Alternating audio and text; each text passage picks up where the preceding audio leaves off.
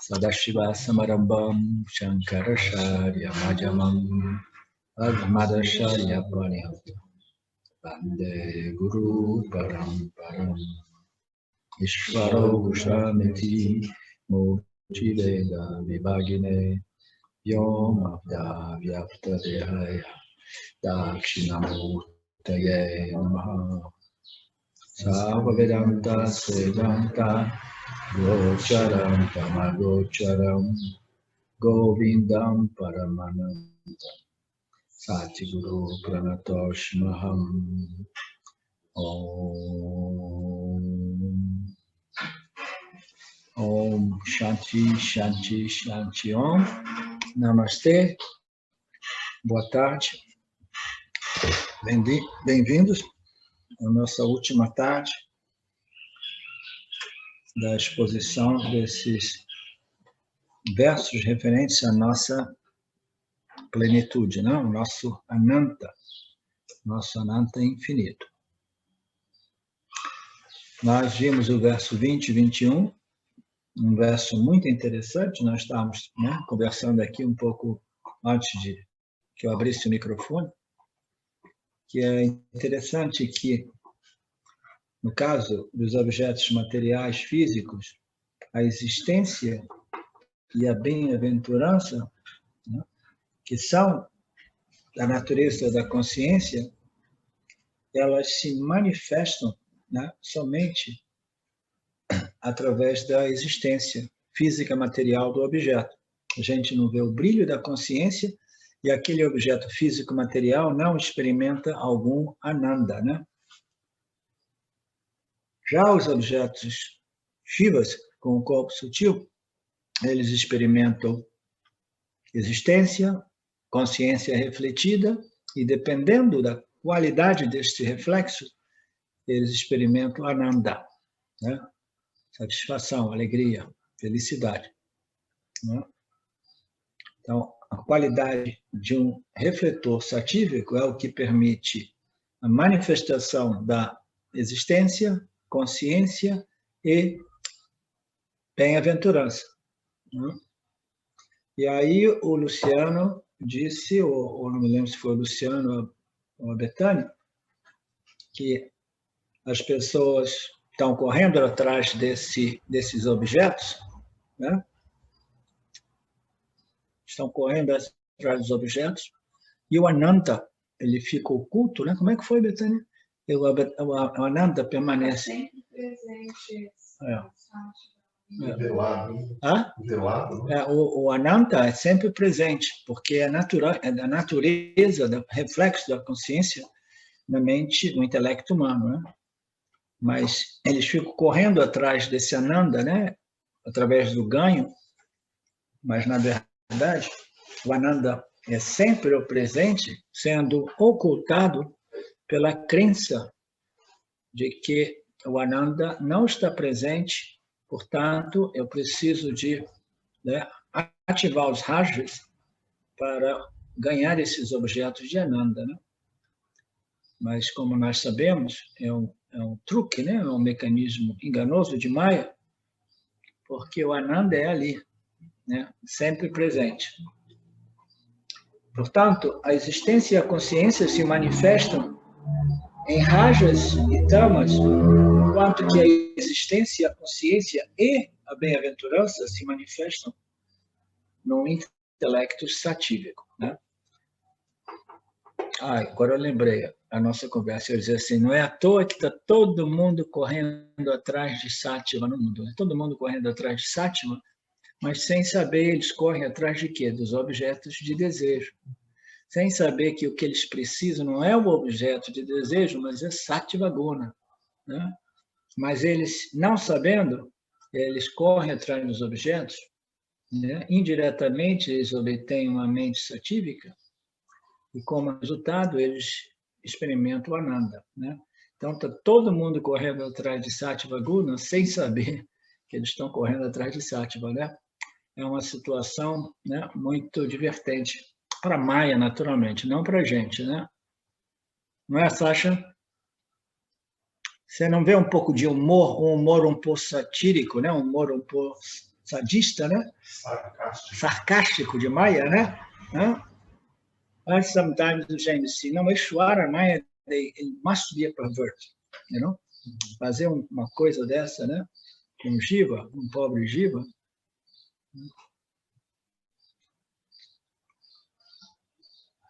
O verso 22 diz que a consciência não associada ao mundo é conhecida por meio da discriminação e do yoga.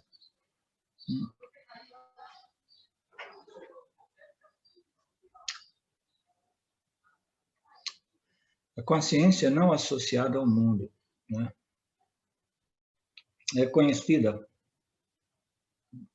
Quando nós dizemos que a consciência não manifesta, a gente pode dar margem a uma interpretação equivocada de que existem duas consciências, a não manifesta e a manifesta, né? O Nisargadatta Maharaj, ele criou muito essa confusão, porque ele exaltava muito a consciência unmanifest, né? Então, a consciência não associada ao mundo é o que a gente diz a consciência não manifesta através do poder de Maya. Mas essa consciência não associada ao mundo não manifesta como Ishwara, Jiva e Jagata. Essa consciência, ela é presente, não manifesta e manifesta. É curioso esse verso, porque diz a consciência não manifesta, não associada ao mundo, é conhecida por meio da discriminação e do yoga. Porque essa consciência não manifesta, não associada ao Ishwara, a Maya e ao mundo, né? Ela só pode ser conhecida no mundo.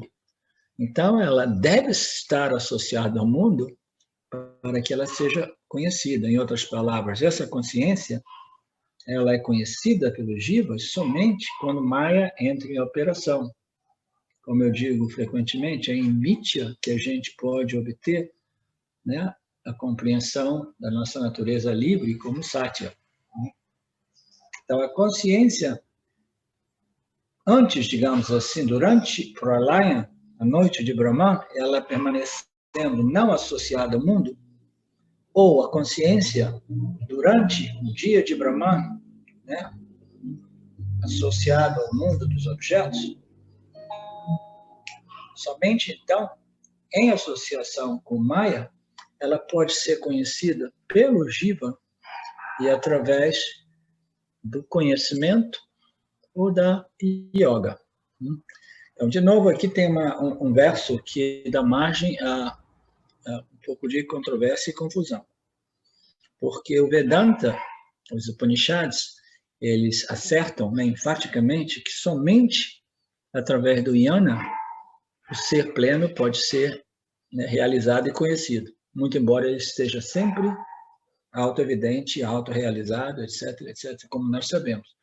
E é exatamente por isso que somente através do jnana, da compreensão, ele pode ser realizado. Por quê? Porque é a compreensão daquilo que já é e já está presente como minha natureza. Então, não existe yoga alguma de ação que possa realmente, né, permitir esse conhecimento Aham Brahmasmi, porque é o conhecimento do conhecido, é o ganho daquilo que já era ganho, né? É a realização daquilo que já era realizado. Portanto, a yoga, né, e a discriminação não são ambos meios para conhecer aquilo que já é conhecido, porque a yoga, ela é sempre uma ação mental, né, intelectual, verbal ou física, que produz um resultado, e esse resultado é um efeito quase sempre é um melhoramento, um vritti melhor, uma qualidade intelectual, mental, emocional mais purificada. Esse é o propósito do yoga, né? Então, a consciência, né, associada ou não ao esse Maya, né, manifesta como mundo ou não manifesta como a semente macrocósmica do mundo, né? Ela pode ser conhecida somente no mundo pelos jivas, os únicos agentes conhecedores, através do yana, da discriminação, e que depende da yoga. A yoga prepara, né? E a discriminação remove a ignorância. A yoga prepara como? Purificando a mente, né? Cultivando, produzindo, cancelando, neutralizando, né? Desnecessários rajas, tamas, etc., etc., né? Então, se eu tivesse que reescrever esse verbo, eu faria ele em 2 linhas, evitando todos os possíveis mal entendidos, né? Então, a consciência, associada ou não com Maya, manifesta ou não como o mundo, pode e deve ser conhecida pelo Jiva através da discriminação no mundo, né, naturalmente, Jiva. E ela depende do yoga para que o intelecto seja devidamente preparado e qualificado, né? Oi, Marcela. Tudo bem?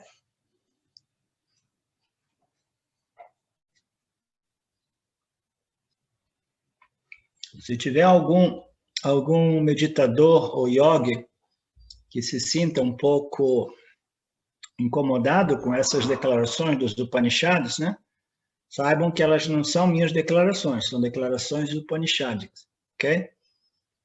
E aí eu posso explicar melhor, se tiver alguém, né, sentindo um pouco perturbado.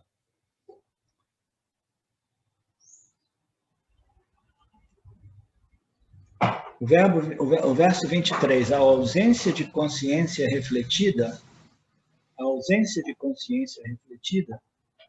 a miséria e a não existência são as 3 formas de Maya.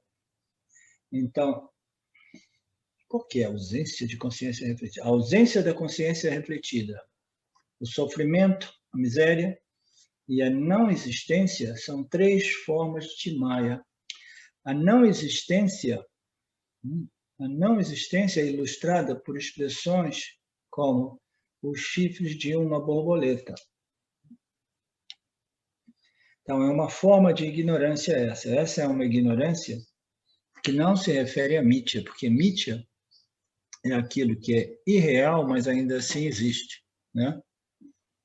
Então, ele está querendo dizer que a não existência, a ignorância absoluta, não a ignorância relativa. Mithya é uma ignorância relativa, porque é irreal, mas é experienciável, né?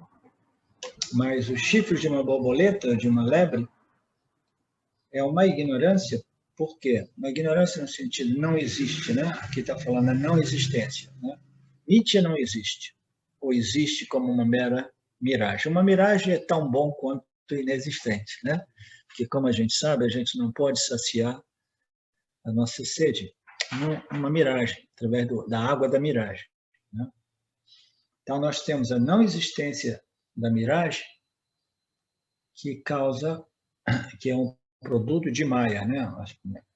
A lógica é essa. Maya produz a não existência que é experienciável aparentemente, nós chamamos de Mithya, e a não existência que realmente não existe, que é os chifres de uma lebre, né? Então, a não existência é ilustrada por essas passagens das nossas escrituras, né? Os chifres de uma lebre. A ausência de consciência refletida é representada, né, pelos objetos inanimados, inertes, insencientes, tais como as pedras e as montanhas, né? Então, Maya, ele produz a existência do mundo material, né? Ele produz a não existência de determinadas coisas, existem coisas que não existem, né? a não existência, produz a existência aparente de Nitya, né? Aí ele produz a ausência da consciência refletida, né? Nos objetos inanimados. A miséria nos vrittis, mas está faltando um aqui, a ausência de consciência refletida. A miséria. É a miséria. A ausência miséria, da... Ele fala no 24, ele fala da miséria. A miséria nos vrittis rajásicos e tamásicos. A consciência associada aos gunas é chamada de consciência com qualidade, sim. Então a miséria nada mais é do que a manifestação de rajas e tamas, né? É interessante que é quase que o verso dissesse que Sattva não é realmente uma forma de Maya. Ele colocou 3 formas de Maya, né? Ele tira o Sattva de Maya, né? Porque o Sattva é a luz que revela tudo isso, né? Então, existe a miséria, né? Devido a rajas e tamas. Existe a não existência, né? E existe o mundo dos objetos inertes, nos quais não existe alguma possibilidade de ananta, né? São simplesmente objetos, né, inertes. A não existência, né? A tamas, não é curioso porque tamas é responsável pela produção e projeção de todos os objetos inertes que não possuem um corpo sutil, né? Isso é um verso meio estranho. A ausência de consciência refletida, a miséria e a não existência são 3 aspectos de Maya, eu diria. São 3 aspectos de Maya.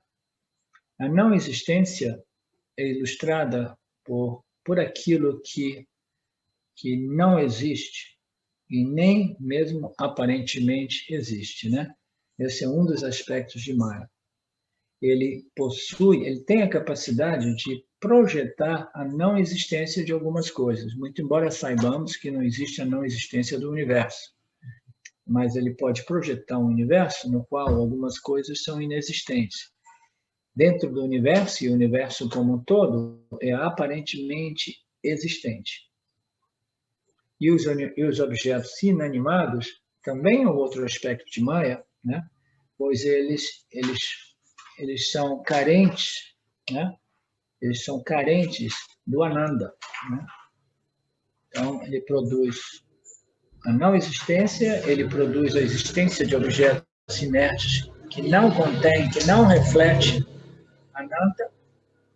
E a miséria é um outro aspecto de Maya, né? E é encontrado através dos vrittis rajásicos e tamásicos no intelecto humano. A consciência associada aos gunas é chamada de consciência com qualidade. Eu não gostei desse verso. É realmente confuso, misturado. Eu gostaria até de dar uma olhadinha nele, em sua origem, se eu encontrar outras versões desse verso, ok? Mas o verso 24 já diz que a miséria existe nos vrittis, né? Nas configurações mentais, emocionais, rajásicas e tamásicas, né?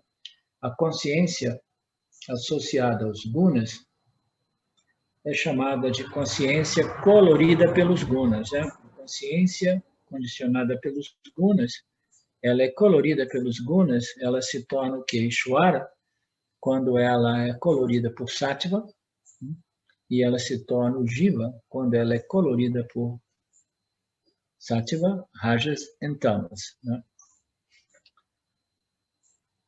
E ela se torna os objetos do mundo inerte, né? Os seres inertes, quando ela é colorida por Sattva, Rajas e Tamas, mas com uma grande dominância de Tamas, né? Sendo essa a natureza de Maya e da consciência, a natureza de Maya e da consciência. Maya colore a consciência, aparentemente, através dessas 3 qualidades.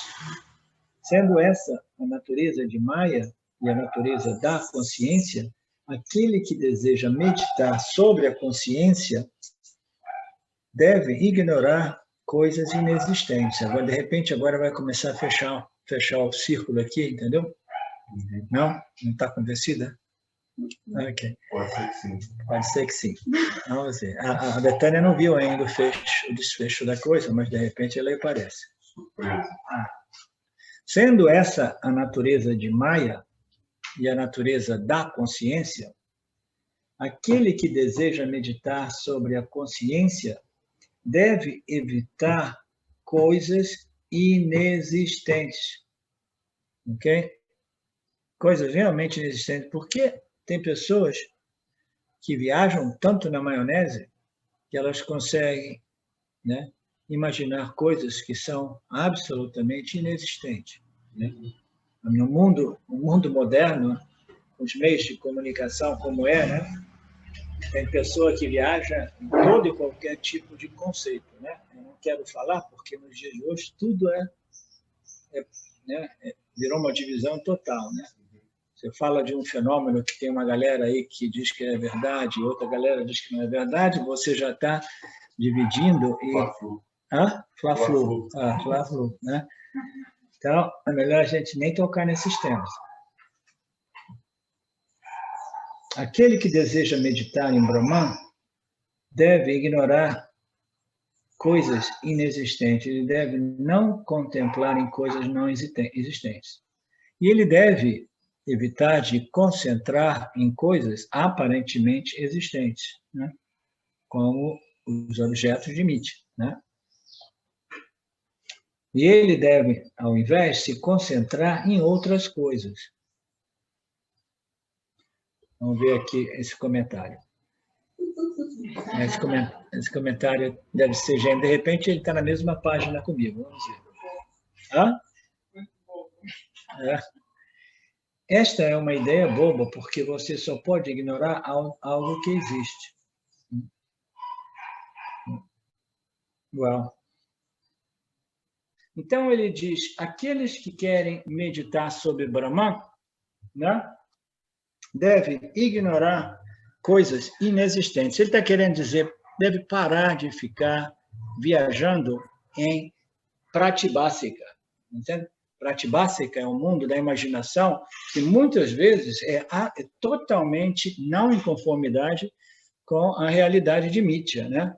Então, o buscador de Mithya, de Brahman, ele deve, entendeu, regular as suas imaginações e não meditar sobre coisas que são absolutamente inexistentes. E, gradualmente, parar de meditar em coisas que são aparentemente existentes, né? Os objetos de Mithya. Esse é o ponto. A miséria nos vritis, rajásicos e tamásicos, sendo essa a natureza de Maya e da consciência, aquele que deseja meditar sobre Brahman deve ignorar coisas inexistentes, como os chifres de lebres, e se concentrar em outras coisas, né? Então, o James diz, essa é uma ideia boba, porque você só pode ignorar algo que existe. Eu discordo, eu apresentei minha lógica. Talvez haja algumas pessoas que tolamente procuram meditar sobre a inexistência. Esse é um outro ângulo. É a inexistência do universo como um todo. Entendeu? Este, provavelmente, é um ataque sutil aos budistas, né? Visto que consciência é existência e só há existência, não ocorre tal coisa como uma não existência. Okay. Naturalmente, não existe tal coisa como a não existência, né? Mas existe a não existência dos chifres da borboleta, como James apresenta de novo, como analogias vedantes. Isso não existe, entendeu? Embora não exista a não existência, existe a não existência de determinados fenômenos, né? Do ponto de vista do Jiva, né? Porque o Jiva ainda não constatou esses fenômenos. Mas o ponto aqui é de não ficar viajando no Pratibhasika, que é o mundo da imaginação, que muitas vezes não é conformada com a realidade de Mithya, né? Esse é o ponto. Né? E aquele que tem essa tendência, uma tendência extremamente imaginativa, vocês devem conhecer algumas pessoas, né? As crianças têm essas ideias, né? Essa tendência de ficar viajando, viajando, viajando, viajando, viajando, e elas vivem num mundo, né, de fadas, como diz, né, de coisas que não existem. Elas são até estimuladas pelos pais, às vezes, né, de ficar imaginando coisas que são irreais, né? Por exemplo, uma outra coisa que muitas pessoas, né, uma outra analogia ou exemplo que não teria criado nenhum mal-estar em ninguém, é do Papai Noel. O Papai Noel é uma coisa contemplada por tantos no mundo, né? Principalmente os jovens e as crianças, e é uma coisa que não existe realmente, né?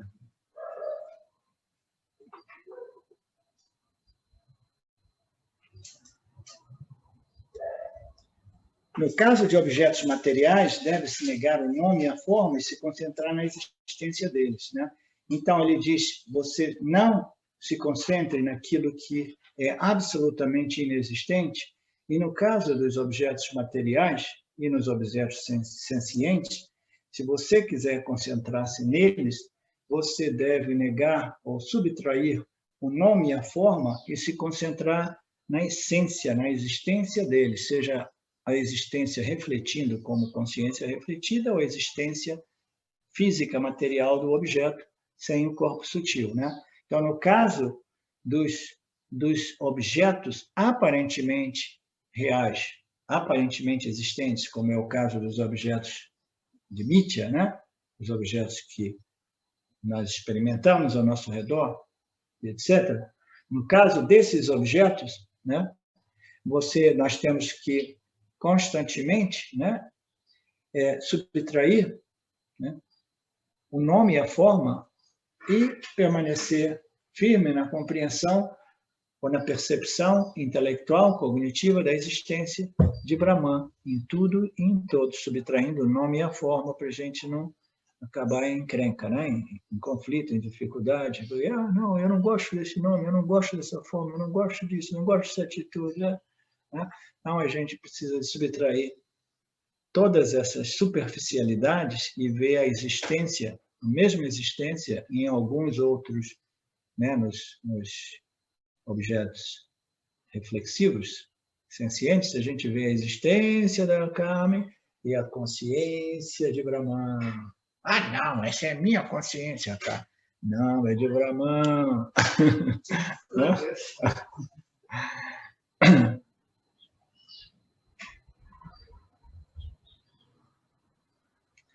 Nos vritis rajásicos e tamásicos,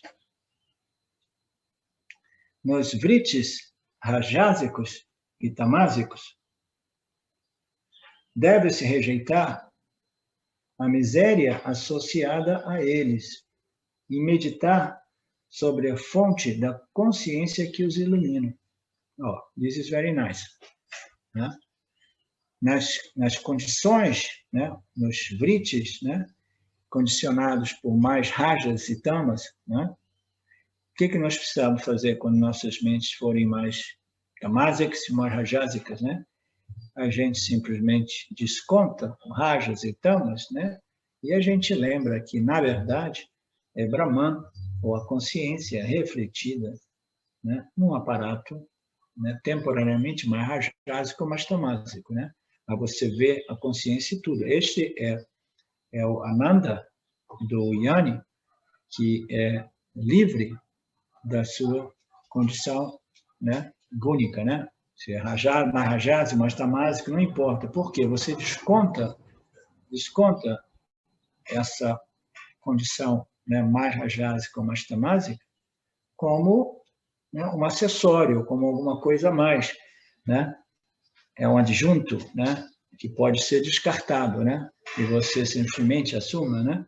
Não, isso simplesmente é a consciência brilhando em rajas, a consciência brilhando em tamas. Então, a gente desconta, né? A gente subtrai os vritis rajásicos e tamásicos, né?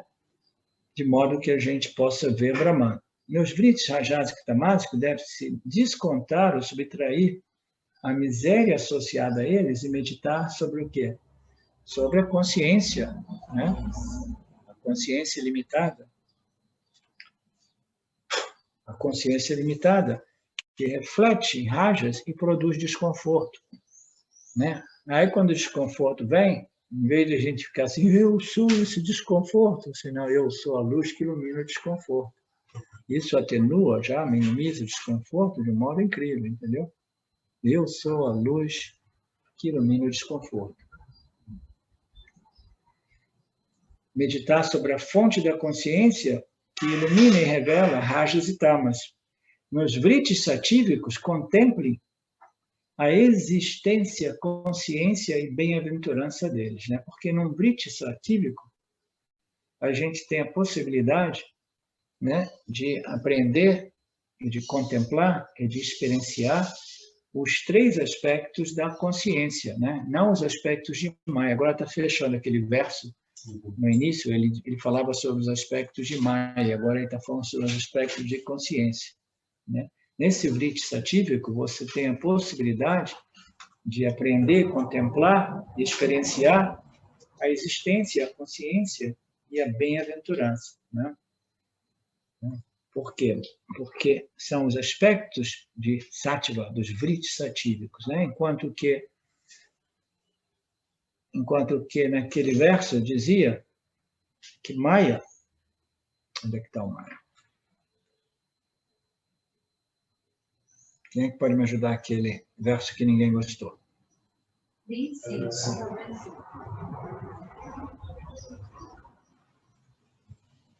Na realidade, acho que foi o... Natureza de Maya? Foi 23, 24, 25.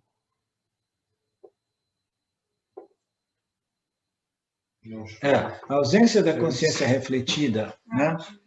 A ausência de reflexividade, né? A matéria, a miséria e a não existência são aspectos de Maya.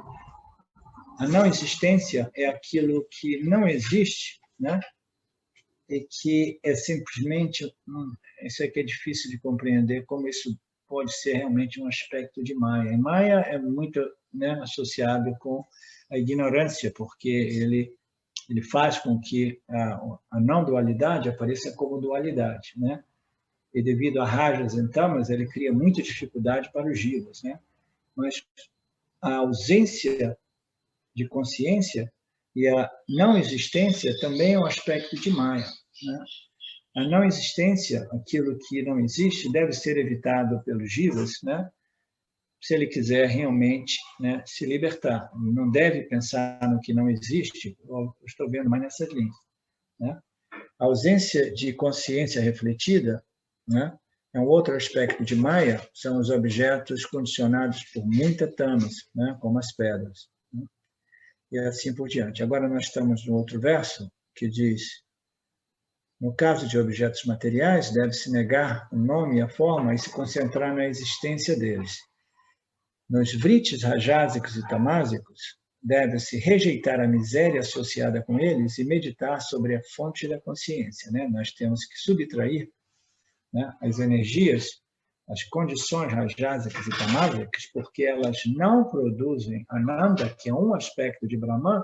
A gente simplesmente subtrai, ou se a gente simplesmente evita os efeitos de rajas e tamas, entendeu? E simplesmente, né, contempla que tudo é somente a consciência, né? Existência, consciência, existência infinitamente não limitada, refletida em rajas e tamas e, portanto, não produzindo o ananda experiencial, né? A gente aceita a ausência do ananda espiritual. Por quê? Porque nós temos o ananda intelectual, né? Capacidade de compreender, isso é Brahman. Tudo isso é Brahman, né? O Brahman, o mesmo Brahman que existe nas pedras e o mesmo Brahman que existe no chifre de uma borboleta que não existe. Nos vritis satívicos, contemple a existência, a consciência e a bem-aventurança deles. Então, a consciência, ela reflete no intelecto humano condicionado por sattva em sua totalidade, né? Nós temos, né, consciência, existência e bem-aventurança quando a mente é conformada, né, ou condicionada por uma dominância de sattva, né? Mesmo para um homem de intelecto embotado, a meditação sobre as qualidades da consciência é útil. Olha, esse texto realmente eu compreendo sempre mais porque que Paramahansa, e esse último também está provando ser ainda um pouco mais problemático, né? Ele diz aqui por que, né, o Paramahansa omite ele nunca, né, em todos esses 50 anos de ensinamentos, 40 anos, né, intenso, ele nunca desdobrou esses 5 capítulos, né?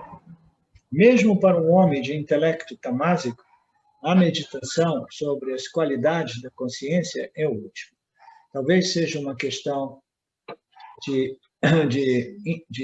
tradução do sânscrito para o inglês, ou do inglês para o português, mas o modo da gente interpretar ou fazer um senso vedântico desse verso seria mesmo para um homem ou uma mulher de intelecto tamásico, a meditação sobre a natureza da consciência, ou os aspectos da consciência, né?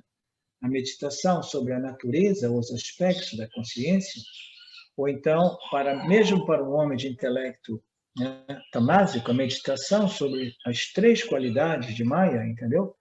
Porque se a gente contempla, medita sobre as 3 gunas, as 3 qualidades, a gente compreende mais ou menos a dinâmica, a mecânica, né, de Maya, e a gente tem a possibilidade de participar, né, e neutralizar essa vidya produzida por Maya, né? Então, eu diria que mesmo para um homem de intelecto ou mulher de intelecto tamásico, meditar sobre a natureza da consciência é útil. Mas ele diz útil, ele não diz liberante, entendeu? Ele está dizendo que não é liberante ou libertante, porque o intelecto ainda é tamásico. Então, ele está querendo dizer, mesmo para os indivíduos com pouca qualificação, meditar sobre os ensinamentos do Vedanta prepara a mente, é útil, né? Eu sempre disse isso, principalmente nos meus primeiros anos, né, compartilhando esses ensinamentos, eu começava a dizer, mesmo que nós não estejamos qualificados, né, o benefício desses ensinamentos é incrível, né? Mesmo que depois de um mês, um ano, né, a pessoa chega assim, ok, já deu, né? Já deu. Você ainda se beneficia, entendeu? Porque essas sementes do autoconhecimento foram plantadas. Então, existe um benefício, até mesmo que a pessoa possua um intelecto predominantemente tamásico. Depois que são vistas as deficiências relativas ao gozo dos objetos, depois que são vistas as deficiências relativas, né, da felicidade nos objetos, depois que são vistas os defeitos, né, da felicidade obtida através dos objetos, somente então surge o desapego a eles, né? Então, esse é um aspecto dos ensinamentos Vedanta que é importantíssimo. A gente precisa analisar Maya, o modo que Maya produz todos esses universos, esses objetos aparentes. Agora, após esses versos, a gente se deu conta que Maya produz até mesmo objetos absolutamente inexistentes, entendeu? Produz aonde? No intelecto humano, a ideia de que existem coisas como o chifre de uma borboleta que não existe. Então, nós precisamos, né, de analisar esse Maya, o mecanismo de Maya, né, o modo qual ele produz essa ordem, essa sobreposição, né, de objetos que ou não existem, ou não existe significa existem somente no Pratibhasika, né? No Pratibhasika, na imaginação do indivíduo, que é um problema enorme, você meditar em alguma coisa que é absolutamente não existente. Ou existe naquele plano, o Pratibhasika, ou existe no Vyavaharika, que é o caso do mundo, mas existe como? Como uma miragem.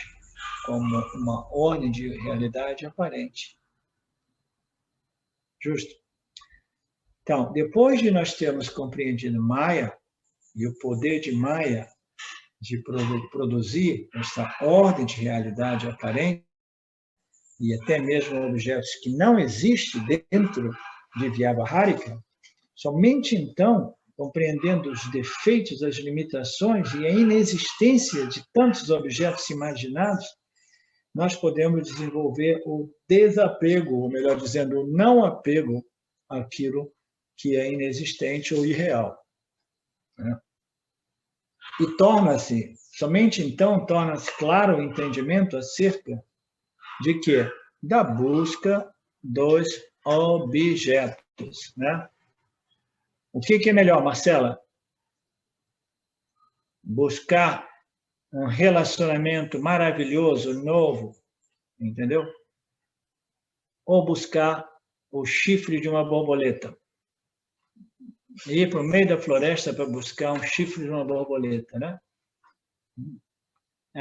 A busca é uma busca, objetos são objetos, mas pelo menos se a gente busca um relacionamento novo, uma casa nova, um emprego novo, a gente está buscando alguma coisa que existe dentro do âmbito, né, desta realidade aparente. Mas buscar o chifre de uma borboleta, né, é um absurdo. A pessoa vai permanecer miserável para sempre, porque ela está buscando alguma coisa inexistente. Ela não é nem mesmo existente dentro de Mithya, como uma mera aparência, né? Então, este é o ponto dessa explicação do chifre de uma lebre, e que nós devemos evitar a busca por esses tipos de objetos, né? Porque eles simplesmente são fruto da imaginação humana, existe somente no Pratibhasika, né? Satya, essa ordem, né, imaginativa, imaginária do jiva humano, né? Mas até mesmo, né, compreendendo Maya em seu poder, somente então eu tenho a possibilidade de me desconectar dos objetos do mundo, entendeu? Parar de correr para obter, haver e manter os meus objetos do mundo. Eu compreendi o defeito, a limitação, a irrealidade ou a realidade aparente.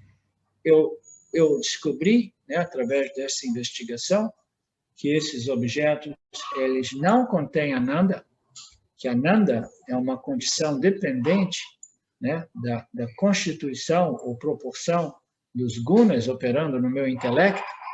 Então, eu compreendendo tudo isso e compreendendo a limitação, os objetos eles não são limitados. Deixa eu esclarecer uma coisa: os objetos não são limitados. A gente diz defeitos, os objetos não são defeituosos. Entendeu? Nós projetamos valor nos objetos. Nós projetamos Ananda nos objetos. Aí depois, quando nós reanalisamos, né, todo esse processo, aí a gente chega à conclusão que os objetos foram mal feitos, eles são defeituosos, limitados, né, etc. Não, os objetos são perfeitos, né? Todos os objetos na criação servem a um certo propósito. Então, eles não são defeituosos, eles não são limitados. Os defeitos dos objetos aqui não são realmente os defeitos dos objetos, né? São os defeitos embutidos na ideia de que os objetos possuem um valor exatamente do modo que eles tenham para satisfazer a minha projeção, né, a respeito de alguma coisa que eu quero do objeto. Porque o objeto é value neutral, ele não tem nenhum valor do ponto de vista das vasanas humanas. Eles são a projeção do universo, o universo está lá, e cada célula, cada átomo, né, de cada constituição, serve um propósito. Tudo está contribuindo, tudo está, né, dando e recebendo, e mantendo esse sistema em harmonia, né? Agora, a realidade vyavahárika do jiva, pratibhásika do Ria, vai projetar valores inexistentes nos objetos. Aí depois as escrituras vão dizer assim, ok, é porque os objetos têm defeitos. Não. A criação é perfeita, né? O defeito é na noção de que esse objeto deve ser uma fonte de Ananta por esse motivo. Isso é em outro jiva, numa outra ordem, né, de Pratibhasika, olha para o objeto e diz, não, o valor que eu vejo nesse objeto, me desculpa, mas é completamente diferente do teu. Né? O mesmo objeto, eu vejo um valor, você vê outro valor. Né? E o pobre objeto está ali assim, meu Deus, os caras são doidos. Eu sou eu. Meu propósito nessa existência é uma outra, e esses caras não estão vendo. Né? Eles acham que eu devo servir de um modo para um e de um modo para outro, mas essas não são as minhas naturezas, essas são sobreposições da mente humana, entendeu? De valores tais que não existem, não significa que eles não possuem valor, porque o universo é feito de valor puro, de conhecimento puro, né? Quem é que levantou a mão? Para você. Então, professor, nisso que você falou agora, os objetos são neutros de valor e as vasanas, né, que produzem esse valor. Então, o que a gente está dizendo aqui é essa não existência já, né? A não existência, esse valor é uma não existência. Very nice, muito legal. Linkou com a coisa aquilo que não existe realmente, né? Nesse sentido, não só o chifre numa lebre, mas o próprio valor que é colocado no objeto neutro é não existente. Sim. Muito embora ele possua um valor dentro do Vyavaharika, mas o Jiva, em sua ordem subjetiva, ele projeta valor que é absolutamente inexistente. Muito legal. Depois que são vistas as deficiências, os defeitos... Olha, eu tenho que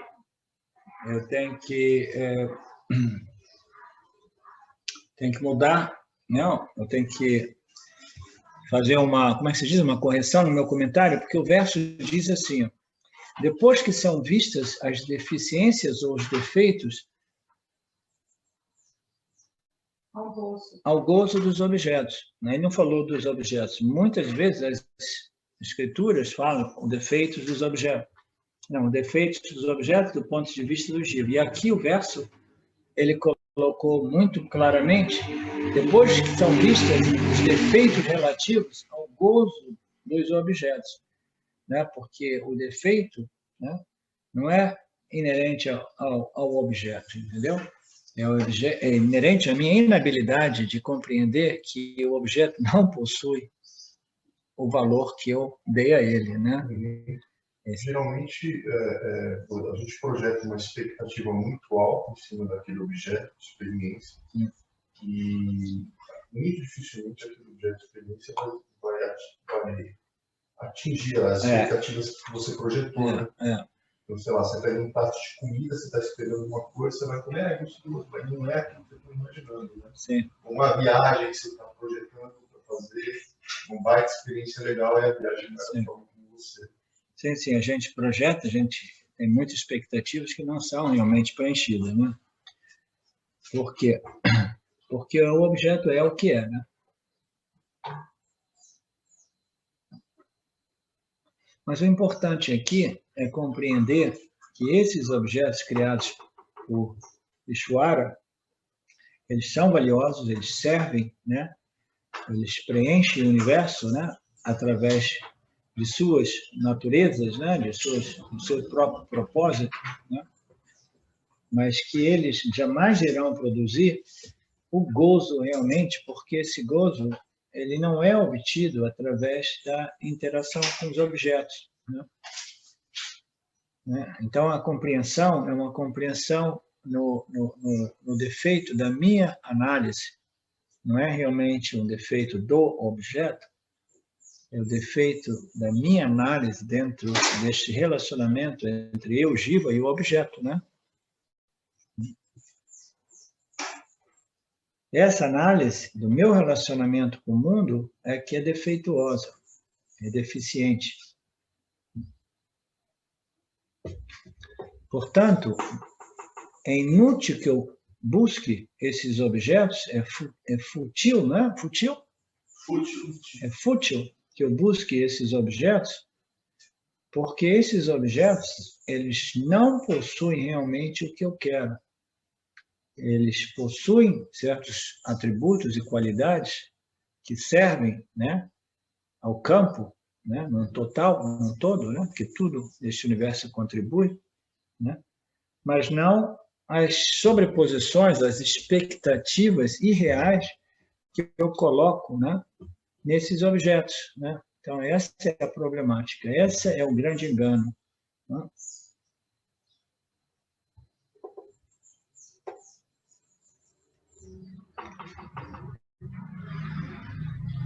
Meditação e autoconhecimento. Alguém tem alguma coisa a dizer, contribuir, perguntar, reclamar? Está todo mundo gostando dessa história? Não existe, né? Não existe um papo furado melhor do que Vedanta, né? Tudo ótimo, professor. Está todo mundo curtindo um pouco do Ananda dos objetos, que não pertencem nos objetos, na medida que a gente vai, né, removendo essa apreensão, essa compreensão equivocada. Aí, né, o Ananda começa a nascer, né, da nossa compreensão. A compreensão é sinônimo de Sattva. As pessoas têm a impressão, ou têm a tendência a acreditar que Ananda seja silêncio, né? Mas não, esse Ananda que a gente experimenta mais claramente e mais eficazmente através de Sattva, conhecimento, ao invés de Sattva, silêncio. É o mesmo Sattva utilizado, né, de modo diferente, por canais diferentes. O Sattva, sem ativação intelectual, né, para compreender, né, essa nossa experiência humana, e esse sentimento, né, de limitação, né, se o Sattva ele simplesmente é utilizado para refletir a consciência, nós experimentamos o Ananda do silêncio, né? E esse Ananda do silêncio ele é muito gostoso, muito agradável. Mas quando nós fazemos esse tipo de trabalho, é sempre o mesmo Sattva que é estimulado, né? E ele é estimulado através, né, da lógica, né, da análise das lógicas apresentadas pelos Upanishads. E aí nós vamos curtindo, né, o Ananda decorrente do Sattva associado com conhecimento, ao invés do Sattva associado com silêncio. Né? E esse Sattva associado com o conhecimento, ele também produz um silêncio, mas não é um silêncio, né, privado de conhecimento. É um silêncio que permeia o conhecimento Aham Brahmasmi, entendeu? É um tipo de silêncio mais penetrante, mais pervasivo, tá? Ele permeia a compreensão cheia, inteira e incompleta da natureza do Jiva-Atma. Porque a maioria das pessoas no mundo da meditação, eles falam assim, não, eu quero silêncio, eu quero aquele vritti, eu quero aquele Ananda, mas eu não quero saber de Aham Brahmasmi, ou que eu sou inteiro, completo, ilimitado, e muito menos que eu sou ilimitado, que eu sou limitado e inadequado. Eu não quero vritti nenhuma, eu quero silêncio puro. Né? E aí a pessoa experimenta o Ananda.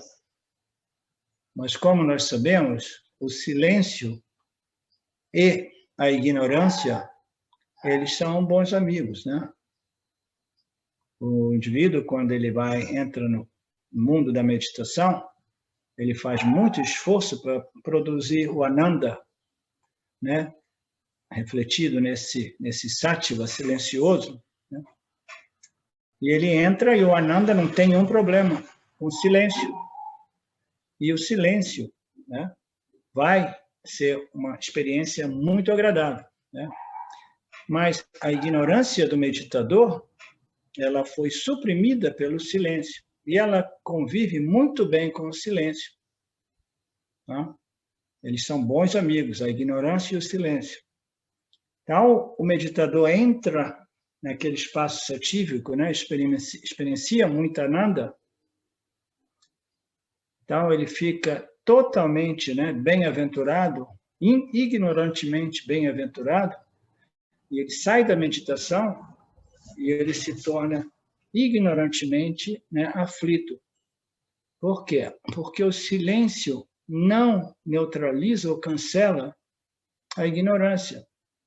Eles convivem muito bem.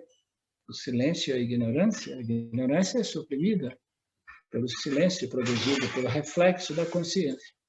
Mas quando nós abordamos a ignorância com o conhecimento, o que ocorre com o conhecimento e a ignorância?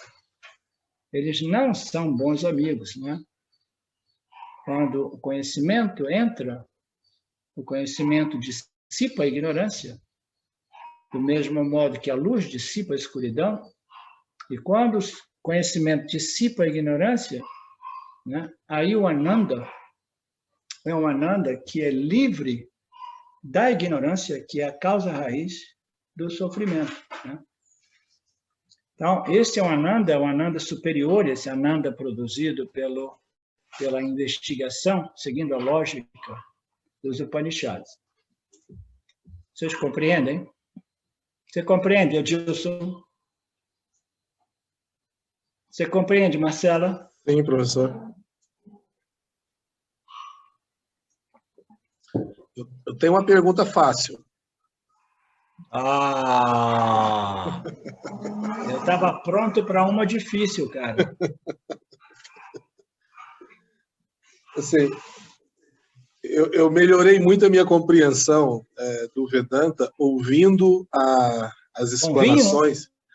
Com vinho, melhor, vou experimentar também, boa ideia.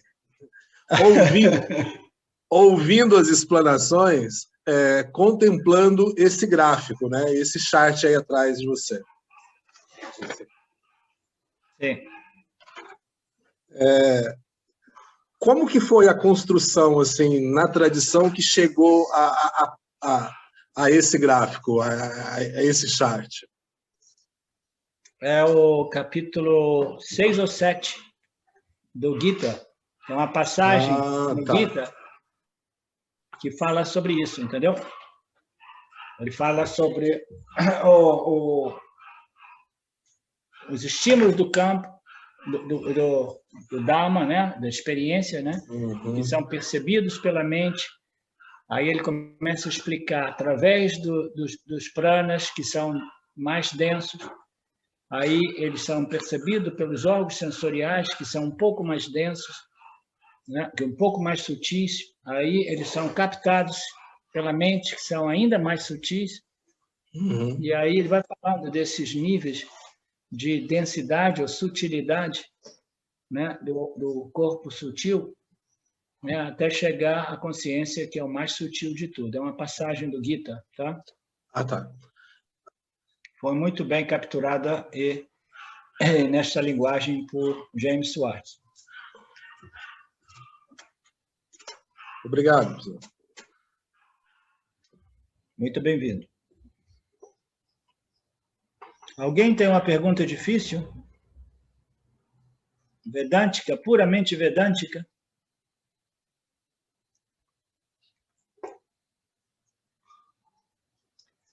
Meditação e autoconhecimento. Essas contemplações envolvem uma mistura de conhecimento e experiência. Essas contemplações envolvem uma mistura de conhecimento e experiência e devem ser consideradas como um meio direto de autoconhecimento. Esse é um outro verso que requer muita atenção e muita atenção, digamos assim. Essas contemplações envolvem uma mistura de conhecimento e experiência, né? Essas contemplações, meditação e autoconhecimento, e devem ser consideradas como um meio direto de autoconhecimento. Quando a mente está concentrada na consciência, né? o conhecimento se torna firme. Quando os adjuntos, o PAD, são desconsiderados, o autoconhecimento é estável. Se a existência, a consciência e a bem-aventurança são conhecidas como uma só.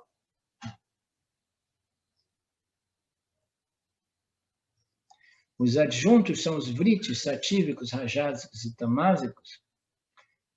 Por meio tanto do conhecimento como da experiência, os vritis são desconsiderados. Quando a consciência sem associações autoluminosa e não dual é conhecida, tal como é, o conhecedor, o conhecido e o conhecer, que pertence ao corpo sutil, são vistos como irreais. Ok, então vamos retornar verso por verso aqui, porque isso aqui é uma casa de marimbondo, esses versos aqui. Essas contemplações envolvem uma mistura de conhecimento e experiência. Nós estamos falando sobre meditação e investigação, né? Auto-inquirição. Envolvem uma mistura de conhecimento e experiência. E devem ser considerados como um meio direto de autoconhecimento, né? Então, o meio direto de autoconhecimento, como nós sabemos, é o conhecimento, né, a respeito da nossa real identidade, que não é uma experiência, que não é realmente a experiência. Mas muitas vezes, como nos versos anteriores, quando ele disse que pode ser, o autoconhecimento pode ser obtido através do yoga e do viveka, né? A gente não pode negar o fato de que no mundo da yoga também existem pessoas realizadas, né? E tantas dessas pessoas propagam, né, a noção, sugerem que a meditação, o ananda espiritual, conduz à realização, né, a Aham Brahmasmi. E é possível. E é possível. É mais difícil, mas é possível. É possível que, naturalmente, sem realmente, né, seguir essas declarações dos Vedas, do Vedanta, né, dos Upanishads, dos Gitas e todos os Brahma Sutras, sem nós estudarmos, né, o aspecto lógico, intelectual, que revela, né, intelectualmente a ignorância do Jiva, que impede ele de apreciar e curtir a sua natureza plena, né? Então, existem escrituras que se utilizam somente do esforço de controlar os órgãos sensoriais e a mente como meio de produzir uma mente, um intelecto extremamente satívico e interessado no reflexo da consciência no intelecto silencioso. Eu já falei, eu compartilhei com vocês que eram as instruções de Osho Rajneesh, né? Você simplesmente sente, medita, e gradualmente você vai desenvolver uma certa distância, uma certa desidentificação, né, do seu corpo, mente, pensamentos, emoções e os objetos que ocorrem lá fora, né, até que você entre num estado no qual você não está experimentando mais nada, né? Existe o silêncio, existe a nulidade, vacuidade, como queiramos chamar isso, né? E o Osho uma vez disse isso, né? Quando você estiver realmente naquele estado de meditação profunda, como ele costumava dizer, experimentando a ausência de objetos ou o silêncio, como ele costumava mais frequentemente, né, denominar, aí ele disse, naquela condição, você talvez se questione o que é essa luz que ilumina o vazio. Ele disse claramente, quando você menos espera, essa luz, ela se torna para ela mesma e você descobre que você é a luz do iluminador. Ele falou, continue observando o fenômeno, porque quando você esvaziar o seu campo de experiência, você não terá mais nada para iluminar. e você vai reconhecer a sua autoluminosidade como a única realidade. Tudo isso foi o modo, eu estou elaborando melhor a instrução dele, que quase ninguém percebeu, foi uma vez que eu ouvi de um darshan dele em Uruguai, onde ele falava de alguns temas um pouco mais profundos. Tá? E depois eu saí falando com todo mundo, você ouviu isso, ouviu isso? E tinha passado por cima de quase todo mundo aquele passagem ali, entendeu? E para mim foi aquela coisa que a consciência, depois de esvaziar todos os objetos, ela se volta para si, entendeu? Naturalmente. Então, o que o Vedanta diz é que isso é uma possibilidade, o caminho experiencial é uma possibilidade, entendeu? Mas é uma possibilidade mais rara, mais improvável, mas ainda assim, os yogis também reconhecem, né, que eles são a consciência, né? E muito frequentemente, quando eles reconhecem isso, eles associam aquele ananda que eles experimentam através dessa compreensão intuitiva, eles associam o ananda não com a ilimitação, mas como a bem-aventurança experiencial. Entendeu? A bem-aventurança experiencial. E eles falam muito sobre isso, a bem-aventurança espiritual, ao invés da ilimitação, através da compreensão de minha natureza. Né? Então, ele diz aqui, essas contemplações envolvem uma mistura de conhecimento e experiência. Conhecimento para os yanis, né, do Vedanta tradicional, que compreende, né, que este ananda intelectual é superior ao ananda experiencial que vai e vem. Sem dizer que o ananda experiencial que vai e vem não sempre conduz ao autoconhecimento. Aquele meu amigo, né, do sul da Califórnia é um exemplo. Ele não sabe quem ele é, mas ele experimenta muita ananda, né? Mas ele não sabe. Ele só sabe que existe, né, o ser, ou a consciência, eu não lembro nem mais como ele se refere a isso, e que ele precisa, né, ele precisa fazer um esforço para contatá-lo de modo que ele seja, né, banhado, né, com as bênçãos de Brahman, digamos assim, né, a consciência, etc. Não lembro bem mais a linguagem que ele costumava usar. Então, existem muitos yogis que experimentam essa experiência de Ananda sem realmente, né, serem livres dessa experiência de Ananda. Porque se a liberação é a experiência de Ananda, e se você, para se sentir livre, precisa da experiência do Ananda, então que tipo de libertação é essa, né? É uma libertação dependente de uma certa circunstância, né? De uma certa experiência, né? Professor, então, eu poderia dizer que esse samadhi, né, é a experiência mais próxima da ilimitação, porém, você só sabe que é esse nome, ilimitação, em vez de bem-aventurança ou em vez de Ananda, se você tem as escrituras revelando que isso que você percebe ali em Samadhi é a ilimitação, sim, não que é a bem-aventurança. Né? Porque se você reconhece que, oh meu Deus, isso é a consciência, entendeu? E ela é uma fonte de Ananda, né? Que é a descrição da maior parte desses gurus modernos, né? É uma fonte limitada de felicidade, de Ananda, etc. Se você sabe disso, aí você sabe o quê? Ok, eu sei onde encontrar Ananda. Uhum. Né? E eu, de qualquer modo, eu desenvolvi uma vasana que me permite, né, entrar naquela condição mental que reflete esse Ananda, que produz essa Ananda. Assim, oh, meu Deus, eu achei essa Ananda. Quase sempre eles pensam que está dentro do intestino, no estômago, alguma coisa assim, dentro mesmo, né?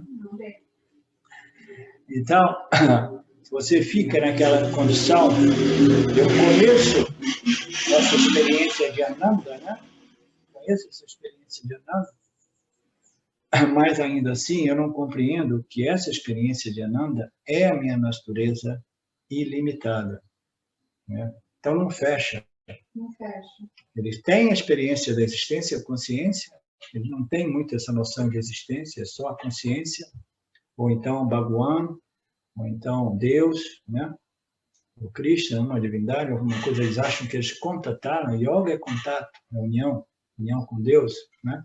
Então eu contato a fonte de bem-aventurança, portanto eu sou banhado, eu vivo, né? Naquele banho, naquele chuveiro de bem-aventurança, né? Mas eles raramente eles obtêm o conhecimento que esta é a minha natureza, eu não preciso de contatá-la, eu preciso compreender que essa é a minha natureza. Por exemplo, o exemplo de Ramana Maharaj. Ramana Maharaj tinha essa vasana enorme por discriminação e por meditação, né? Ele, à idade de 17 anos, ele tem essa epifania, e quando ele percebeu que o corpo físico estava morrendo, ele questionou, mas o que mesmo está morrendo? Eu estou dizendo que eu vou morrer, eu vou morrer, eu vou morrer, eu vou morrer. Aí ele começou a dizer, sou eu que vou morrer ou é o corpo que vai morrer? Né? Então, evidentemente, é uma vasana profunda de viveka, de discriminação, né? Então, ele já veio com essa, e ali, no ato, ele realizou que ele é a consciência, né? Sem nascimento e sem morte. Ele é a consciência. Ele disse que ele reconheceu que ele jamais morre, porque ele é a consciência. Mas, ao mesmo tempo, ele parecia ver uma vasana monstruosa por samadhi também, porque a primeira coisa que ele fez foi, em vez de ir numa loja de livros espirituais e começar a estudar as escrituras, né? O que ele fez? Ele procurou uma caverna e começou a meditar profundamente, né? Naquele espaço de não dualidade que se tornou natural para ele, de samadhi, né? Então ele ficou 20 anos tentando permanecer em samadhi, apesar das pessoas, né, irem lá de vez em quando, né, descobrirem ele quase morreu algumas vezes. Você ouviu a história das cicatrizes nas coxas dele, na perna dele? Né? Não, os insetos comeram a perna dele, porque ele passou tanto tempo em samadhi. Pô, o molecada tacava pedra. Mas eu estou falando da absorção dele naquele estado, era tal que ele quase perdeu a perna, entendeu? Então, é uma coisa extrema mesmo, né? Então, ele tinha uma vasana monstruosa por samadhi, né? Essa absorção total, né? Na consciência, no silêncio, etc., né? Na consciência. Então, por outro lado, mais tarde, ele, depois de ter entrado em contato com as escrituras, ele disse que somente através do jnana o ser pode ser realizado. Isso foi a expressão dele, a frase dele que mais me saltou e que eu mais, entendeu? Me inspirei e me convenceu realmente que era importante, era o conhecimento e não a experiência. Quando eu estava começando a desenvolver um desinteresse pelas anandas da meditação, né? Então, mais tarde ele escreveu versos que foram integrados no corpo de conhecimento vedântico, né? Upanishads puro, entendeu? E os Upanishads dizem que o jnani é aquele que é completamente desinteressado, né? Por suas experiências, inclusive as experiências de samadhi. Jnani é aquele que compreendeu que eu não sou nenhum desses três estados e eu não sou nem mesmo o turiya, o estado de samadhi, né? Eu não sou nada disso. Então, jnani, em diversas passagens dos Upanishads, é aquele que já não faz esforço para manter um determinado tipo de estado mental, entendeu? A menos que ele tenha uma vasana por yoga muito grande, entendeu? Uma vasana é uma preferência para o Yanni. Ele vai dizer assim, olha, eu transcendi todos os estados, porque eu compreendo que os estados também são objetos, né? Então, esse reflexo da consciência numa mente bem resolvida, bem científica, produz uma experiência maravilhosa, melhor do que, né, Netflix? Um jantar, Netflix, etc, etc. E também você fala. Então, ele tem uma preferência. E se a cultura dele era aquela que era natural, sentar e fechar os olhos, aí ele fala assim, não, eu entre dormir, acordar, sonhar, eu prefiro permanecer em Samadhi, né? Talvez seja uma escolha inteligente. Por quê? Porque o Yanni, ele possui já uma vasana inerte por Nirvikalpa Samadhi. Mas o Yanni que não possui essa vasana, que é a grande maioria dos Yanis, entendeu? Ele não tem nenhum interesse em desenvolver essa vasana que permite essa experiência, né, de absorção, né, na consciência, né, em Samadhi. Ele não tem nenhum interesse em desenvolvê-la, entendeu? Porque não é natural para ele e porque ele transcendeu os 3 ou 4 estados, entendeu? Ele não tem nenhuma identificação e não tem nenhuma preferência. Por exemplo, 20 anos atrás, eu babava toda vez que eu ouvia falar de Nirvikalpa Samadhi, entendeu? E de outras experiências místicas. Aí eu fiz um retiro com a Gangaji, aí eu tive um pequeno Samadhi, né, de desaparecer tudo. Eu falei, oh meu Deus, estou chegando lá, né? Aí depois que você vê a infantilidade, futilidade desses estados mentais, entendeu? Aí o Yanni, naturalmente, né, ele tem total, né, desinteresse a essas coisas, né? Então, esse verso aqui, voltando para ele, diz que essas contemplações envolvem conhecimento e experiência. A experiência é a experiência do reflexo da consciência numa mente resolvida em Sattva. E como nós sabemos, existem modos diferentes, né, para que a mente se resolva naturalmente em Sattva. A gente sabe que Rajas e Tamas irá produzir desejos, atividades, apatia e depressão que não refletem Ananda, né? E Sattva reflete a consciência produzindo Ananda, né? Então, nós sabemos disso, nós analisamos, né, que essa experiência existe, ela não é um chifre na borboleta, ela existe realmente, né? E essa experiência, né, ela pode ou não nos ajudar, né, no autoconhecimento. O autoconhecimento é o que realmente liberta. E ele, em geral, é mais difícil sem a ajuda das escrituras, porque a tendência do intelecto humano é ficar preso no Ananda e desprezar o conhecimento, devido à tendência natural por experiência, ao invés da tendência natural por compreensão e conhecimento. As pessoas interessadas pelo Vedanta são pessoas mais interessadas pelo conhecimento, são amantes do conhecimento, pessoas já com vritti, com uma vasana, por compreender, conhecer.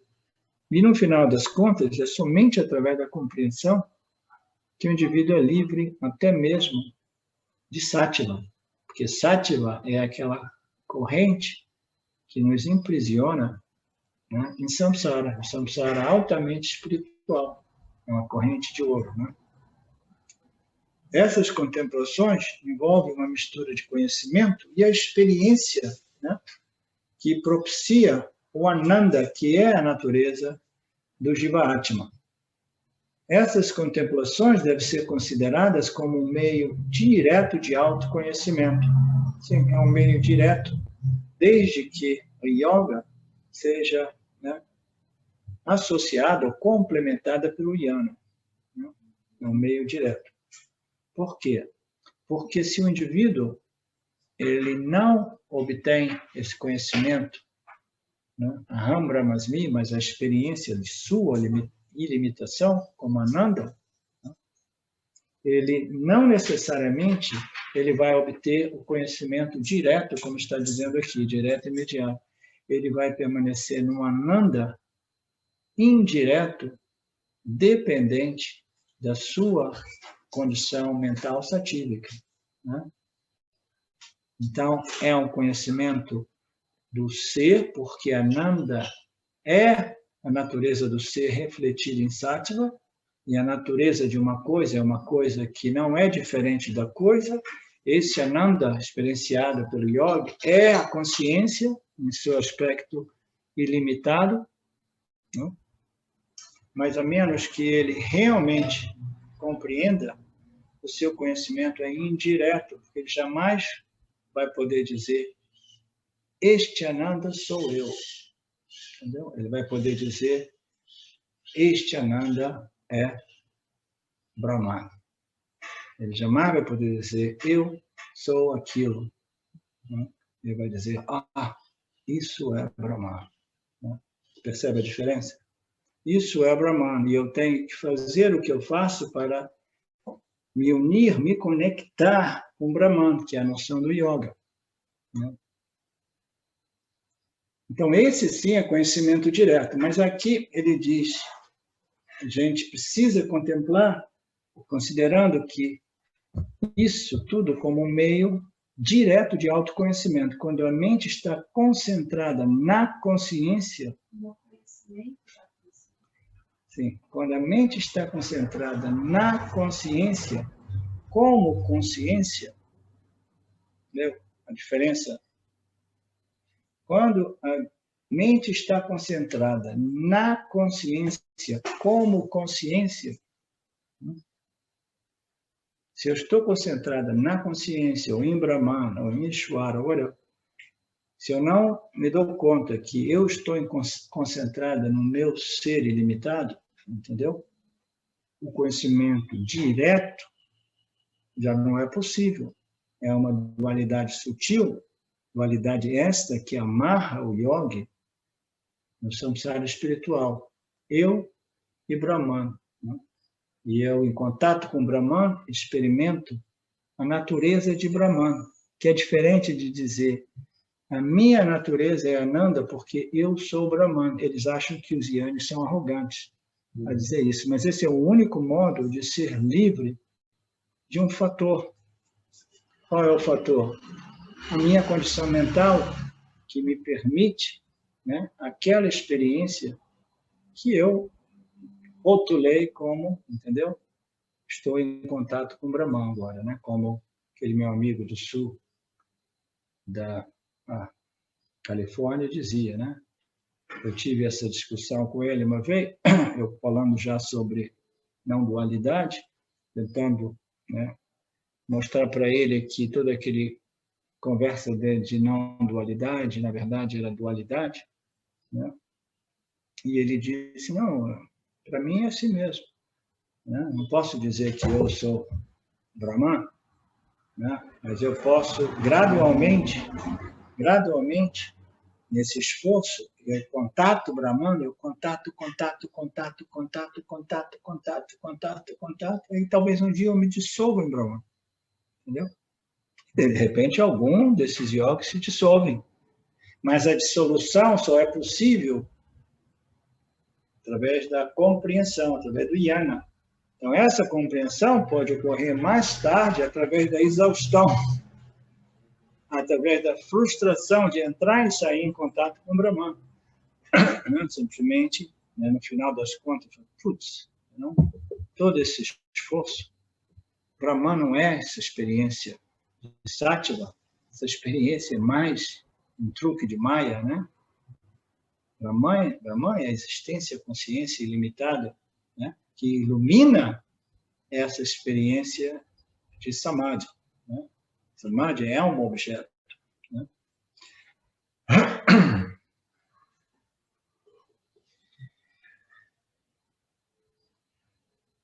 Quando a mente está concentrada no conhecimento da consciência como consciência, o conhecimento gradualmente se torna firme, né, e sempre presente.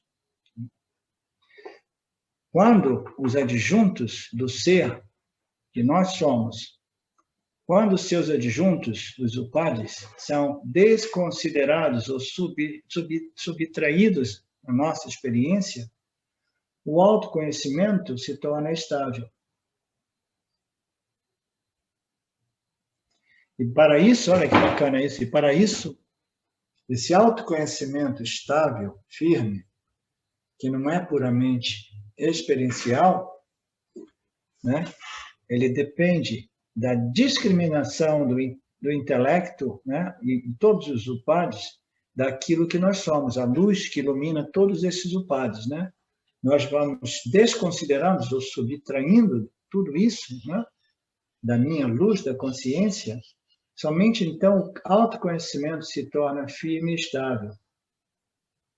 Mas somente se os 3 aspectos, né, de mim mesmo, de Brahman, né, existência, consciência e não limitação, forem compreendidos como uma coisa única, né? Uma coisa única. Agora, esse é um verso Upanishad, entendeu? Você precisa compreender os 3 aspectos da nossa natureza, a consciência, a existência, a ilimitação, e saber que tudo isso é Brahman, a única consciência, existência, o único Satchitananda. Não existe Ananda, a parte de Satchit. Existem muitas pessoas que experimentam Ananda sem nem mesmo compreender os 2 outros aspectos de Ananda, como Satchit. Conhecimento completo significa compreender os 3 aspectos da consciência e, no final, saber que eu sou este Satchitananda. Né? Ao invés de, eu conheço muito bem o Ananda e eu não quero nem saber. Eu sei que eu experimento ele no silêncio do meu samadhi, né? Então eu sou iluminado, eu sou auto-reconhecido. Não. Você tem um relacionamento íntimo com um objeto de experiência chamado um determinado estado mental chamado, né, samadhi, né, um objeto. Quando os adjuntos são desconsiderados, o autoconhecimento é estável, mas somente se os 3 aspectos de Brahman forem reconhecidos como você, não só uma coisa única que é você. Jivatma é Paramatma. É o mesmo ser, um ser não dual. Isso é que significa não dualidade. Os adjuntos são os vritis satívicos, rajásicos e tamásicos. Né? Todos os adjuntos, todos os upadis são constituições iniciados, originados pelas 3 energias se misturando, né? E desenvolvendo os elementos. Os adjuntos são originados pelos vritis satívicos, rajásicos e tamásicos. Por meio tanto do conhecimento como da experiência, os vritis são desconsiderados. Então, esse é um verso que é mais fácil para a gente resolver, né? Essa duplicidade de conhecimento e experiência, né? Como 2 aspectos, né? Do autoconhecimento, porque por meio tanto do conhecimento como da experiência, onde é que eu estou? É esse mesmo. Os adjuntos são os vritis satívicos, rajásicos e tamásicos. Por meio tanto do conhecimento como da experiência, esses vritis são discriminados, desconsiderados, eu discrimino. Né? Por quê? Porque através do viveka, através da compreensão, do conhecimento, da discriminação, eu compreendo que eu não sou o meu corpo físico, o corpo da o pad, né, da comida. Né? Eu discriminei intelectualmente. Né? Aí, depois de eu ser discriminado intelectualmente, eu posso seguir a lógica do Vedanta e verificar se eu posso também constatar aquilo com base na minha experiência. Né? E o Vedanta diz que os Upanishads dizem explica que o Vedanta é análise de experiência mesmo. Então, a análise da nossa experiência irá validar, constatar as declarações dos Upanishads. Você não é o seu corpo, por isso e aquilo. Né? Agora, o ser que nós somos, que pode ser experimentado como consciência, existência e como Ananda, ele só pode ser realmente, devidamente conhecido, claramente e firmemente, se ele for conhecido e compreendido como Satchitananda. Existência, consciência e Ananda, ilimitação. E como você mesmo. E isso não é realmente uma experiência, porque Satchitananda, o Brahman, não é um objeto de experiência. Então, o cuidado que a gente tem aqui é verificar, né, é corrigir o fato de que o reflexo do ser é experienciável. É experienciável através de Sattva. O ser não é Sattva. Iluminação ou libertação não é Samadhi, não é o silêncio, é o conhecimento, entendeu? Que eu sou esta consciência, existência e Ananta. Mas o fato de eu estar experimentando Ananta, somente Ananda, sem obter o conhecimento Satchit, não me faz uma pessoa autorrealizada e liberada. Porque eu não compreendi os 3 aspectos de Brahman e eu não compreendi que eu sou Brahmana, Ram Brahmasmi. Os adjuntos são essas modificações satívicas, rajásicas e tamásicas, né, decorrentes das nossas experiências. Por meio tanto do conhecimento como da experiência, essas condições, esses upadis são discriminados, desconsiderados, descontados. Quando a consciência, sem associações, autoluminosa e não dual, é conhecida tal como é, quando a consciência, sem associações, autoluminosa e não dual, é conhecida tal como é, o conhecedor, o conhecido e o conhecimento, o conhecer, que pertence ao corpo sutil, são vistos como irreais, como objeto. Quando nós subtraímos ou discriminamos todas as sobreposições na consciência, né, o samadhi, o que é o samadhi? É a sobreposição do Ananda Maya Kosha na consciência, Ananda Maya Kosha, né? O Kosha da bem-aventurança. Né? Quando a consciência, né, se desassocia de todas as sobreposições, quando a consciência, livre de associações autoluminosa, compreendida como não dual, é conhecida assim como ela é, o que ocorre? O conhecedor e o objeto de conhecimento, e o conhecido, né, essa trindade, conhecedor, objeto de conhecimento e o conhecer, todos eles são vistos como uma mera ilusão. São vistos como pertencentes ao corpo sutil. São vistos como parte dessa dualidade primordial, sujeito, objetos experimentados pelo jiva sujeito. Seria o jiva, o experienciador, o objeto de experiência e a experiência em si, tudo isso você vê como uma sobreposição de Maya.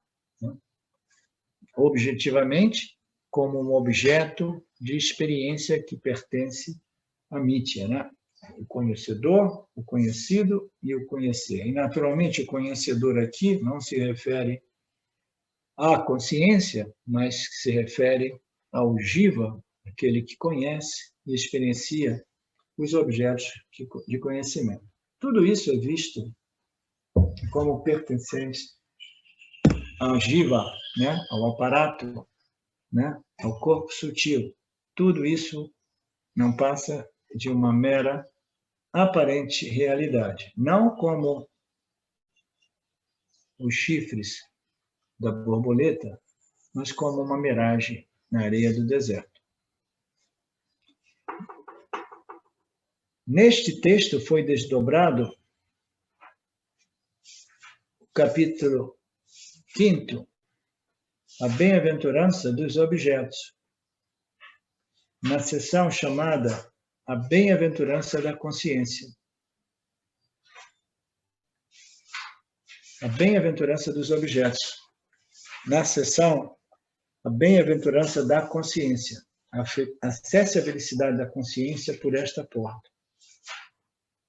Naturalmente, o convite não é acessar a felicidade da consciência através dos objetos, mas através da compreensão, né, de que os objetos eles não possuem ananda, a parte daquela que a gente projeta nos objetos, né? Eles são livres das nossas sobreposições, né? Possa a consciência que destrói a ignorância, consciência aqui é mais conhecimento, consciência, conhecimento. Possa a consciência / conhecimento que destrói a ignorância ficar ela mesma satisfeita com este tratado que eu escrevi, tratado sobre a bem-aventurança da consciência, e que ela proteja todos os seres de coração puro que nela se refugiam. Om Tat Sat. Então, verso 35 fechou bem, né? Possa essa consciência que é Brahman, que é a minha natureza, que destrói a ignorância através do seu aspecto conhecimento, ficar satisfeita com este tratado escrito por esse autor sobre a bem-aventurança do ser consciência. E que esta consciência, este Brahman, proteja todos os seres de coração puro que nela se refugiam. Om Tat Sat. Eu não sei a respeito de vocês, mas para mim esses últimos 5 capítulos foram muito cansativos, porque eu tive que estar, né, desmanchando ou desfazendo as potências, as confusões inerentes. E agora que eu concluí isso, eu compreendo muito bem o que o Swami Paramahansa quis dizer ao dizer que ele prefere omitir esses últimos 5 capítulos, né? É difícil apresentá-lo num formato realmente vedático.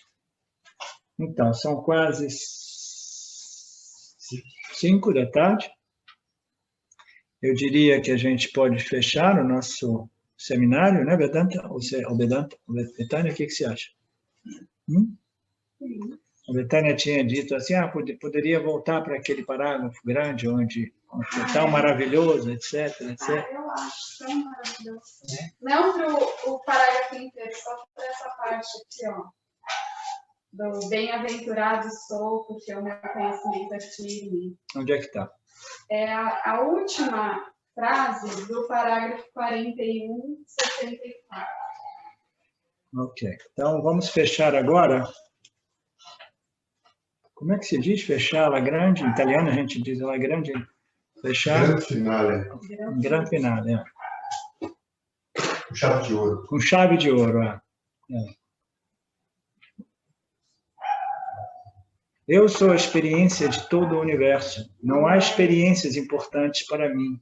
Não era isso. Eu obtive tudo o que é para ser obtido. Eu fiz tudo o que é para ser feito. Este é o meu conhecimento inabalável. Eu sou sem vínculos. sem dependência, sem apegos, sem necessidades e desejos. Eu sou sem o sentimento de executor e fazedor, e muito menos daquele sentimento de desfrutador ou experienciador.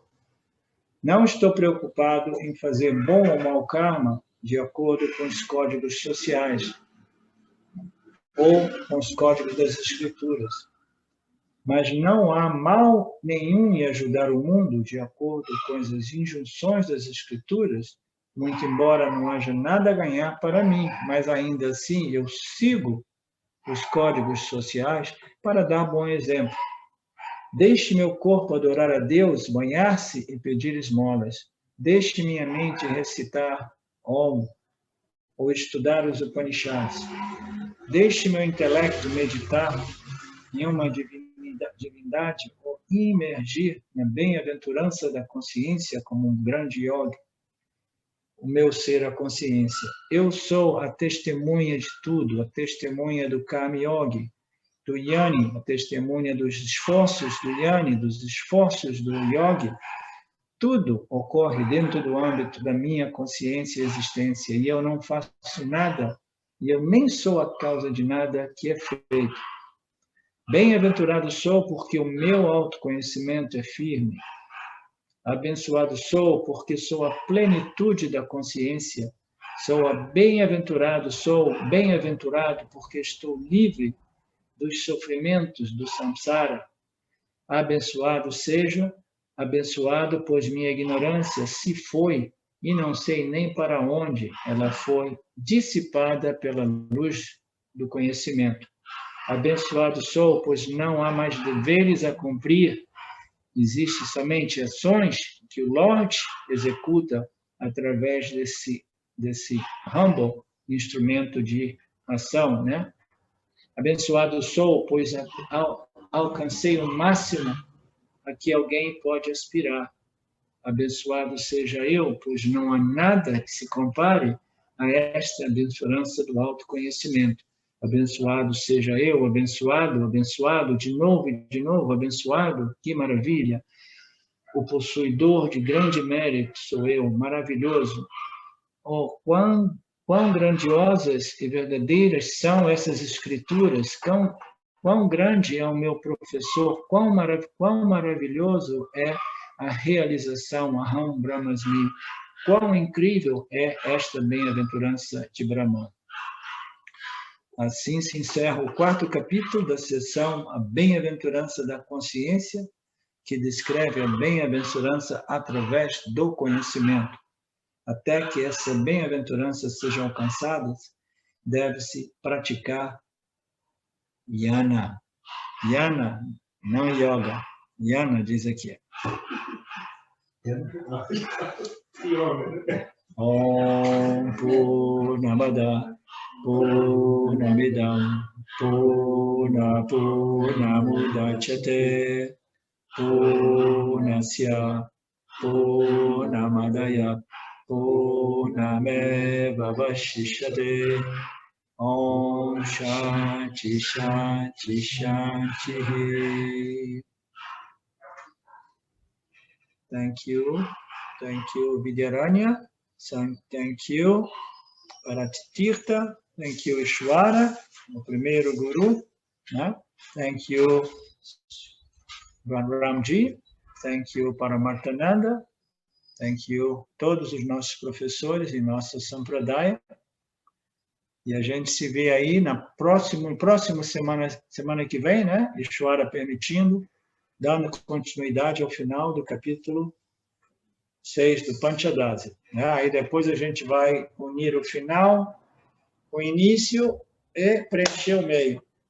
Aí todos nós teremos o certificado de iluminação Satchitananda. Volta a completar a parte do meio. Ok? E obrigada, professora Linda. Obrigada, professora Linda, naturalmente. Obrigado, Ishwara, por colocar boas exposições, através das palavras, no professor Arlindo também.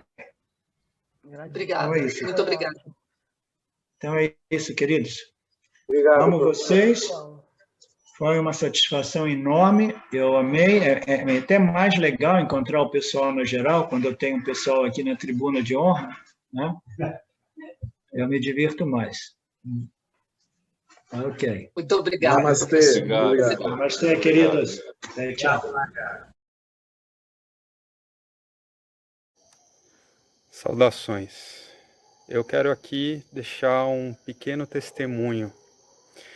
Através do estudo do Vedanta, com os ensinamentos sendo esclarecidos especificamente pelo professor Arlindo Nagar, foram canceladas em mim algumas noções que eram relacionadas com a ideia que eu tinha a respeito de alcançar algo que representasse uma grande realização espiritual. Então o Vedanta fez com que, pela compreensão, a minha mente ela abandonasse o papel de buscador espiritual. E isso para mim foi um marco inicial para uma outra relação com o processo de desenvolvimento espiritual, do qual, saibamos disso bem ou mal, é um processo que fundamenta a vida de todos nós. E eu digo isso para estimular todos aqueles que chegam no Vedanta Brasil e entendem que podem se beneficiar da profunda imersão direcionada para o autoconhecimento que é promovida nesse grupo de estudos, que é um grupo que existe graças ao trabalho altruísta do professor Arlindo Nagar, suportado também pelo trabalho voluntário de pessoas que contribuem para a manutenção do grupo de diversas maneiras. E entre as várias formas de contribuir com esse trabalho, as contribuições regulares em dinheiro, elas são necessárias. Então, se você se beneficia do trabalho desenvolvido no Grupo de Estudos Vedanta Brasil, faça uma contribuição. Qualquer quantia é muito bem-vinda. As informações para transferências em dinheiro ficam disponíveis na seção Avisos do nosso grupo no Facebook e serão colocadas na descrição desse vídeo aqui também. Namaskaras.